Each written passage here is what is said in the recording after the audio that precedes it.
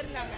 ஒரு ex service மேனா இப்படி handle பண்ணது ரொம்ப பெரிய குற்றமாக்கும். ஒரு ஜனநாயக நாட்டுல அவரோட இப்போ போலீஸ்காரங்க அவங்களோட டியூட்டி பாக்குறாங்க. எக்ஸ் சர்வீஸ் மேனா பிஎஸ்ஓவா அவங்க டியூட்டி பார்த்துட்டு இருந்தாங்க. டிஜி கிட்ட கூட லெட்டர் வாங்கி தான் ஃபுல் பெர்மிட்டோட வித் லைசன்ஸோட வேலை பாக்குறாங்க. வேலை பார்த்துக்கிட்டு இருக்கும்போது இப்படி வந்து ஒரு ஆதாரமுமே இல்லாம இப்ப அண்ணி மட்டும் வீட்டுல இருந்தாங்க. ஒரு லேடி மட்டும் தனியா இருக்கும்போது உள்ள அனுப்பாம சரி என்னன்னு விஷயம்னு கேட்கறதுக்குள்ளே அவங்கள சட்டை பிடிச்சு இழுத்து கிழிச்சு தாறுமாறாக்கி இதெல்லாம் ஒரு ஜனநாயகத்துல நடக்கக்கூடியதா? ஜனநாயகம் முறைப்படி என்ன செய்யணும்? உங்களோட டியூட்டியை நீங்க பாருங்க, அவங்களோட டியூட்டியை அவங்க பாத்துருப்பாங்க. கண்டிப்பா இல்லவே இல்லைங்க. அவங்களோட துப்பாக்கி எடுத்து சரண்டர் பண்ண போயிருக்காங்க. இது ஒரு குத்தமா? என்கிட்ட துப்பாக்கி கன் இருக்கு நீங்க வாங்கிக்கோங்கன்னு கொடுத்தது ஒரு குத்தமா? 25 years BSFல வேலை பார்த்துட்டு எக்ஸ் சர்வீஸ் மேனா வித் கன் லைசன்ஸோட வாங்கிட்டு ரிட்டையர்ட் ஆகி வந்தவங்க. அவங்க ரிட்டையர்ட் ஆகி வந்தது 18ல இருந்தே 2018ல இருந்தே வச்சிருக்காங்க. வச்சு டியூட்டி பார்த்துட்டு இருக்காங்க. இதுக்கு முன்னாடி நிறைய இடங்கள்ல டியூட்டி பார்த்துருக்காங்க. இப்ப 2 வருஷமா லாஸ்ட் 2 years சீமான் அண்ணா கிட்ட வேலை பார்த்துட்டு இருக்காங்க. ஏன்னா நாம் தமிழர் கட்சியில ஒரு ஈடுபாடு உண்மை அவ்வளவு ரூல்ஸ் அண்ட் ரெகுலேஷன்ஸ் ஒழுங்கா ஃபாலோ பண்றவங்க.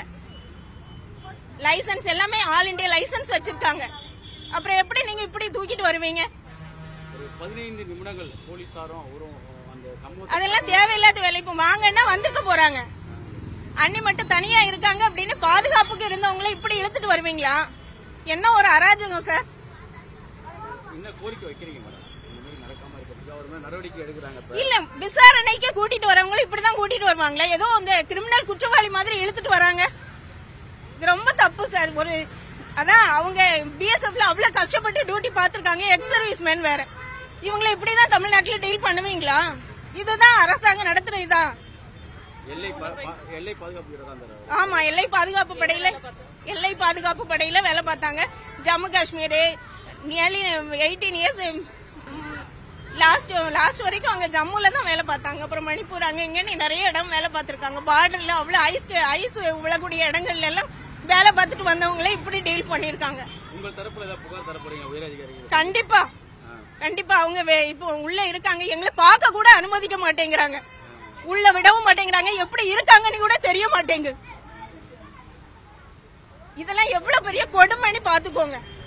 தமிழக அரசுக்கு ஏதாவது கோரிக்கை வைக்கிறீங்களா? இப்படிப்பட்ட இது நடக்காம இனிமேலாவது பாத்துக்கோங்கிறது தான் கோரிக்கை. வேற ஒண்ணும் இல்ல. உங்க கணவர் துப்பாக்கி காட்டி மிரட்டிருப்பான்னு நம்புறீங்களா? அது எப்படி நடக்கும்? அது நடக்க சான்ஸே இல்ல. அவங்க ஒரு காலமும் அப்படி செஞ்சிருக்க மாட்டாங்க. ரூல்ஸ் அப்படி ஃபாலோ பண்ணுவாங்க. இந்தியாவுக்காண்டி அப்படி உழைச்சவங்க. அது எப்படி செய்வாங்க? என் பேர் மஞ்சுளா. நான் ஒரு ஆசிரியை. அவங்க ஒரு எக்ஸ் சர்வீஸ் மேன். எங்களுக்கே இந்த நிலைமை.